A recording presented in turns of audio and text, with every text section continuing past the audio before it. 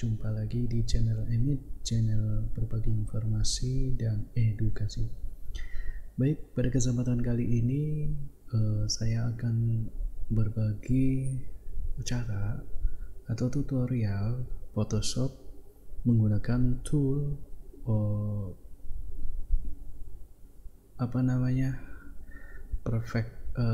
perspective tool, atau kalau bahasa Indonesianya mungkin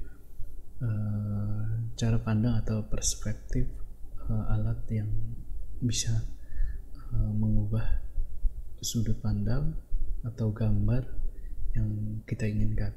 Oke.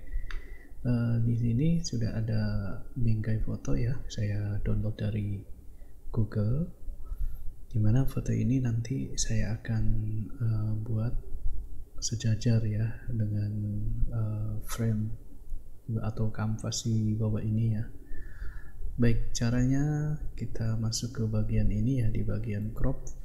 Nah, biasanya umumnya crop seperti ini, kemudian kita pilih di perspektif crop tool. Oke, sudah dipilih, baru kita mana objek atau gambar yang mau diubah perspektifnya. Ini kan perspektifnya miring ya, karena pengambilan fotonya dari samping.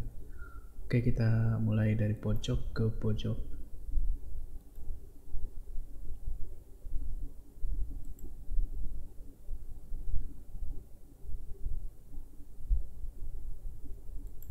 Baik, sudah.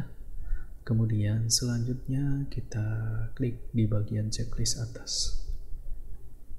Nah, sekarang sudah jadi. Nah, ini hasilnya seperti ini ya. Tadi agak menyot ya, sekarang sudah lurus, semuanya sudah lurus. Nah, ini cara yang paling gampang. Bagaimana? Cukup mudah bukan? Baik, itu saja tutorial yang saya sampaikan pada kesempatan hari ini. Singkat, padat, dan jelas. Mudah-mudahan bisa ditiru atau bisa bermanfaat untuk teman-teman semua yang berkunjung di channel ini dan tidak sengaja ketemu ataupun sengaja menemukan. Oke, dari saya sekian. Assalamualaikum warahmatullahi wabarakatuh.